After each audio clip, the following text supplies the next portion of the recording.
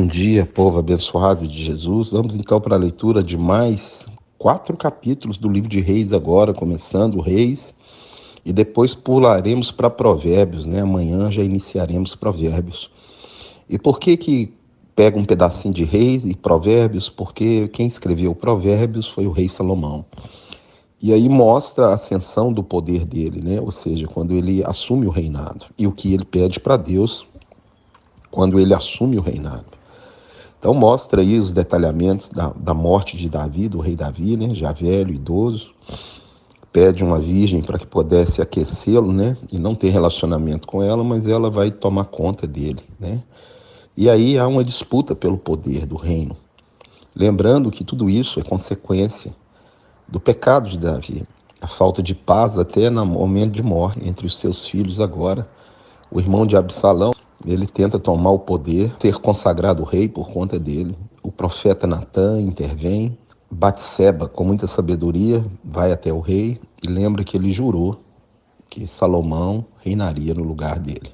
E no capítulo 2, verso 2, ele fala que vai pelo caminho de todos os mortais, ou seja, ele vai morrer.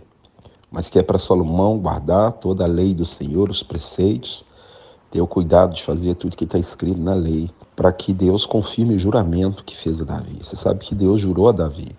Nós já estudamos o Salmo 132, 11.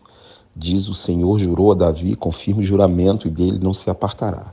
Se os teus filhos guardarem a minha aliança, também os teus filhos se assentarão para sempre no trono do teu reino. Então, essa é uma profecia messiânica, porque Jesus é descendente de Davi. Só se ler Mateus capítulo 1, verso 1 em diante, você vai ver que Mateus está mostrando essa genealogia. E Jesus é descendente de Davi e assentou para sempre, porque hoje, à direita do Pai nas alturas, está um judeu, descendente de Davi, Jesus de Nazaré, Rei dos reis, Senhor dos senhores. Então Davi foi um homem muito amado, mas um homem também de guerra, um homem poderoso diante de Deus e um homem que cometeu o pecado grave. Deus perdoou o pecado dele, leia de novo o Salmo 51, mas a consequência do pecado ficou na família. Adonias, seu filho, irmão de Absalão, tentou pegar o trono e Davi vai e morre. E Salomão se coloca diante de Deus e pede a Deus sabedoria para poder guiar o povo, porque ele é muito jovem.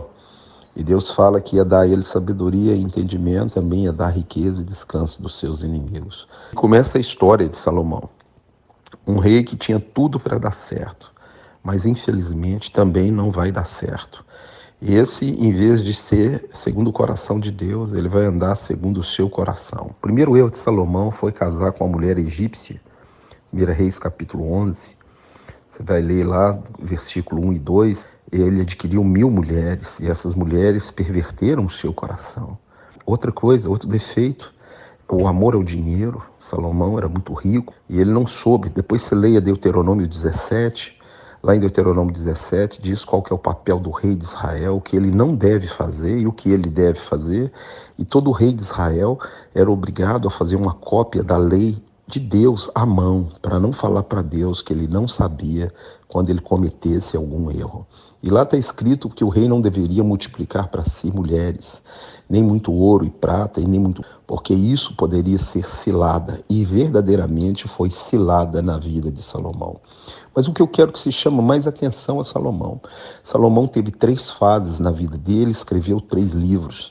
Um é Provérbio, que nós vamos começar amanhã, se Deus permitir, o estudo do livro de Provérbios. O outro é Eclesiastes e o outro é Cânticos dos Cânticos. 3 fases da vida dele. Uma no início, quando ele pede a Deus sabedoria, escreve Provérbios. Cantares com as suas 1000 mulheres e Eclesiastes na sua velhice, no fim da sua vida. Todos esses 3 livros têm muita sabedoria, muita coisa importante para nós aprendermos sobre a volta de Jesus, sobre o relacionamento da igreja com Jesus e sobre o que você não deve fazer e o que você deve fazer. Então ele foi um homem muito sábio, escreveu, né? Você vai ler aí nesse início que ele escreveu mais de 3.000 provérbios. Outra coisa que Salomão, que você vai ver, é que Salomão prefigura o anticristo. Nós vamos caminhar, né, na leitura da Bíblia, você vai ver que há um enigma na história de Salomão. Salomão teve 1000 mulheres e o anticristo vai casar com todas as religiões. Salomão construiu o templo do Senhor e o anticristo vai construir o terceiro templo, o templo do Senhor. Salomão fez papel de rei e de sacerdote e quando ele constrói o templo, ele invoca a Deus e Deus faz chover fogo do céu. Leia Apocalipse 13. O anticristo vai fazer sinais e maravilhas. Salomão, judeu, e o anticristo vai ser judeu. Lá em João diz que ele saiu do nosso meio, né? Ou seja, do meio do povo judeu, mas não era um dos nossos. Em 1 João diz. Então, esse homem vil que vai vir, ele tem muitas das características de Salomão. Salomão era muito rico e o anticristo vai ser muito rico. Salomão construiu um império, casou com mulheres estrangeiras e fez alianças com muitos países. O anticristo vai ser eleito por 10 governantes e vai fazer aliança com todas as religiões. Vai transformar Jerusalém em Sodoma. O que é isso? O ecumenismo. Jerusalém será a cidade de todas as religiões. Isso já está sendo movimentado no mundo, o império do anticristo. Salomão, durante a sua vida, ele fez todo o povo de Israel pecar, cair no pecado, voltar as práticas de adoração a deuses pagãos. E hoje nós estamos vendo no mundo a Igreja Santa do Senhor, a igreja voltando ao ecumenismo, aos prazeres do mundo. Ela quer adorar a Deus e quer adorar o mundo. Salomão conseguiu fazer isso. Então Salomão tem muitas características do anticristo. E é interessante que Irão, rei de Tiro, vai trazer para ele 666 ciclos de ouro. Olha aí o enigma, tem também os 666 na história de Salomão. Então Salomão, ele prefigura o anticristo, rico, poderoso, vai construir o templo, vai trazer paz e vai casar com todas as religiões, assim como ele casou com 1000 mulheres de todas as nações. Pensa nisso. Então Irão leva 666 ciclos de ouro e Deus permite esse número, porque é um enigma para levar você até Salomão, para que você aprenda com a história de Salomão o que o anticristo vai fazer. Como Deus colocou Salomão de príncipe, Salomão não soube seguir o caminho de Davi, seu pai. Então, no começo, ele tem o auge da sabedoria, Provérbios. Depois, ele vem no auge de Cantares, 1000 mulheres. E depois, ele vai falar sobre o oco do coração dele, tudo é vaidade, correr atrás do vento. Para de correr atrás do vento. Aprende com a história de Salomão. Veja o anticristo infiltrando dentro das igrejas a doutrinação dele. Olha um crente de 1996 e pega um crente hoje. Compara um com o outro.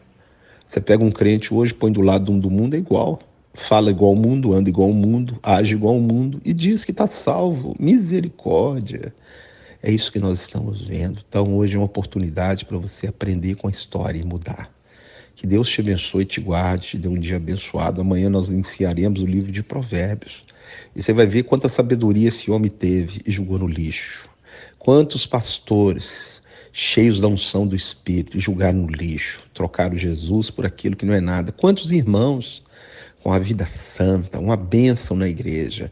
A primeira decepção, larga Jesus. Ele decepcionou com o homem, mas larga Jesus. Larga o pastor, troca de igreja, mas não larga Jesus. Não, você julgar fora o caminho de salvação, você julgar fora a fonte da água da vida. Não troque Jesus por nada. Nem por marido, nem por mulher, nem por filho, nem por coisa nenhuma. Aquele que perseverar até o fim, esse será salvo. Que Deus te abençoe e te guarde, te dê um dia abençoado em nome de Jesus.